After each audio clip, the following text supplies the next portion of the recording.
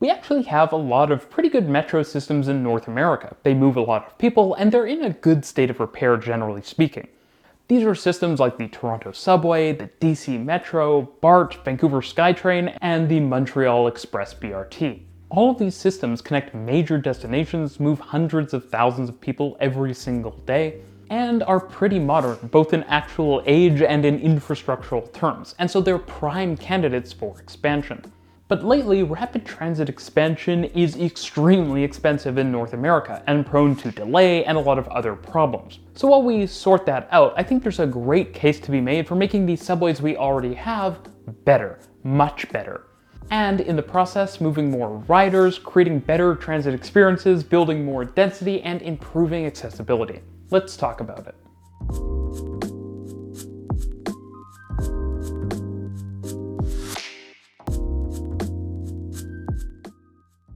If you're new here, my name is Reece, and I talk about public transit systems around the world and how they could be improved.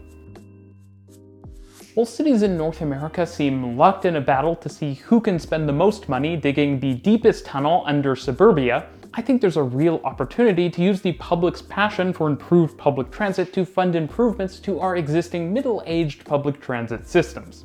The reality is that while a lot of these systems do the basic stuff pretty well, there's a lot of low-hanging fruit that could turn good for North America into just plain good, and I think that's worth pursuing. And where else to start but the trains?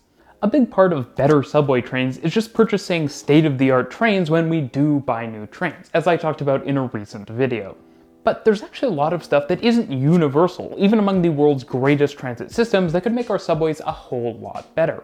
There are the obvious things, like big windows that let in lots of light, high-quality heating and cooling, and fully walk-through trains that let you avoid your boss on your commute. Another one of those things that I like to talk about a lot is high-quality digital wayfinding. Being on transit can be confusing, even for me. Everyone has stations and lines they don't regularly use. And great wayfinding reduces the stress and time it takes to use a part of the transit network that you don't regularly take, or even a part you regularly take and are just forgetting about.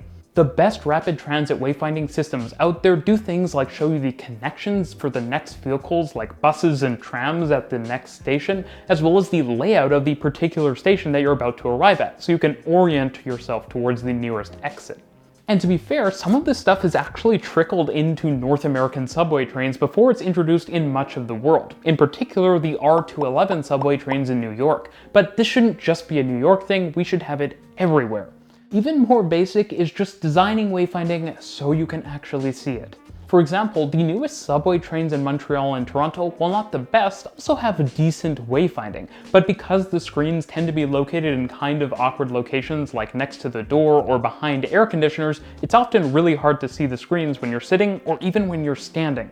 Speaking of better technology, I think having some number of power outlets, most likely just USB ports, on trains as well as Wi-Fi is a reasonable aspiration to have. Even if you wouldn't use these features every day, you'll be happy to have them when you actually do need them. And while of course having trains that come frequently is more important than USB ports or Wi-Fi, cities like Seoul rarely get all of the attention they get because the trains run frequently. Trains run frequently in transit systems around the world.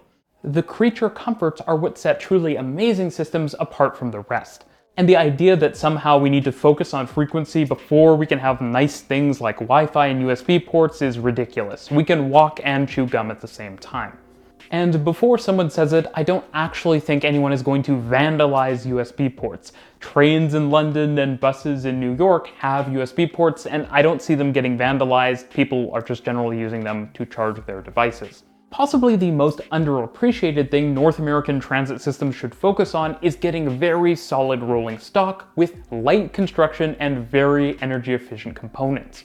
And in particular, designs which are easy to maintain.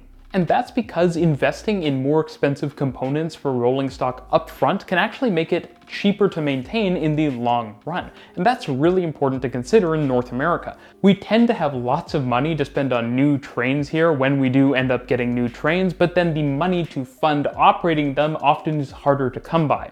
So spending more of that upfront capital money on creating a train that's easier to maintain and operate means transferring some of the plentiful capital money into operational savings. That conversion is super useful, and since North American cities already pay more for the same trains that you see in other parts of the world, we might as well get a better train for it as well. Now, I talk a lot about service on this channel, and a basic underappreciated fact is that basically all of the train systems I talked about at the beginning of the video have good service today. Good transit service in North America? What a concept. That being said, of course there's room for improvement. Frequent service could basically always stand to run later into the night, and during the peak, service could be even more frequent, ideally at least every 2 minutes, if not better. And with frequencies like that, there's no reason that any of the systems I'm talking about couldn't move over 1 million riders a day, which is a very respectable number, even internationally. Now, to actually do that, run more service and lower operating costs, you want to invest in digital signaling technologies that are more reliable than traditional analog technologies, and which some of the systems I'm talking about have a lot of, and some have very little of. Retrofitting CBTC, that is Communications-Based Train Control, trying to get my acronyms under control, is the vegetables at the beginning of the transit improvement meal, and basically every city could afford to spend more money on it. And better yet, advanced signaling can actually massively cut energy use by more carefully maintaining the throttle as trains are accelerating and decelerating to minimize waste.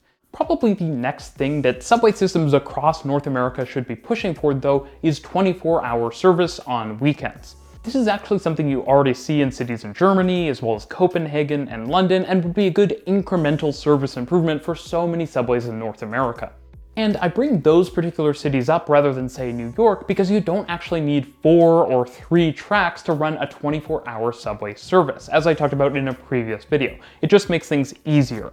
Of course, actually pulling this off means carefully managing the maintenance time you have every other night of the week. And it also means you have to have infrastructure which is in a really good state of repair to begin with. But the reality is London doesn't have 4 tracks across most of its night tube network, and it also doesn't have a 30-hour day. So if London can manage the night tube, other cities could certainly do far more. Obviously, running trains 24 hours on Friday and Saturday nights isn't easy, but it's when a lot of people are out at night, and that higher level of service is something riders will appreciate, so it's worth pursuing. And I can already hear the comments writing themselves. There's no reason to spend all this money if you're not massively expanding ridership, but that devalues the experience of existing transit riders, of which these cities tend to have a lot. Truth be told, transit riders spend a lot of time in and around transit, and making that experience better has significant value. At the same time, making the transit user experience better helps things a lot at the margins. People who generally have a good experience on transit might just think about taking the bus instead of a taxi. And again, if transit is a good experience, it's one more reason people will think twice before starting to drive instead of taking the bus or the train. North America obviously doesn't have enough transit riders, particularly in the US, and anything that isn't overwhelmingly expensive that will attract more riders is probably worth investing in. The reality is that driving in North America is typically easier, and transit systems need to fight much harder to gain ridership than systems in Korea or France, for example. Increasing support for transit funding, service, and expansion relies on lots of people using transit and seeing the benefit in it. And small touches that make riders happy and don't cost a lot of money can go a long way. The same unfortunate tendency that leads to people talking only about trying to gain new riders instead of improving the experience for existing ones also leads to them talking about only trying to expand the system rather than trying to improve the system we already have. The issue with this attitude is it creates transit systems where certain stations or lines might be nice and others are much less nice, as I talked about in a recent video comparing the London Underground to the Elizabeth line. It seems pretty obvious to me that a lot more value can be unlocked in our existing subway systems just by bringing the user experience in line with the best systems in the world. And at the same time, for a transit system, densifying existing areas has the same beneficial destination expanding effect as expanding lines out into suburbia, but without building tons of new infrastructure that the transit agency then needs to go and maintain. As usual, density is good.